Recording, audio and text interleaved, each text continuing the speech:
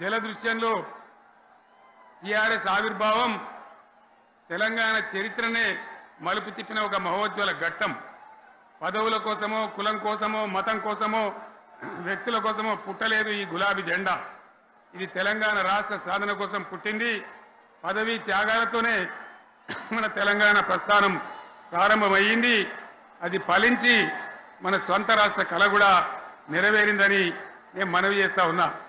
ఆనాటికి అలుముకున్నటువంటి చీకట్లను పారదోలడానికి, ప్రజల్లో విశ్వాసం కల్పించడానికి, ఆత్మవిశ్వాసాన్ని పెంపొందించడానికి నేను ఒక మాట చెప్పిన ఆ రోజు మీ అందరికీ కూడా గుర్తుండాలి. ఉద్యమం నుంచి వెనక్కి మరలితే, ఉద్యమ జెండాను దించితే నన్ను రాళ్లతో కొట్టి చంపండి అని చెప్పి నేను ఉద్యమాన్ని ప్రారంభించిన విషయం మీ అందరికీ కూడా తెలుసు. ఆ తదనంతరం జరిగినటువంటి స్థానిక పంచాయతీ ఎన్నికల్లో, ఆ తదనంతరం జరిగినటువంటి సిద్దిపేట ఉప ఎన్నికలో ప్రజలు బ్రహ్మాండంగా ప్రాణం పోసి ఊపిరిలిదితే అద్భుతంగా ఉద్యమం ముందుకు పురోగమించిన విషయం మనకు తెలుసు.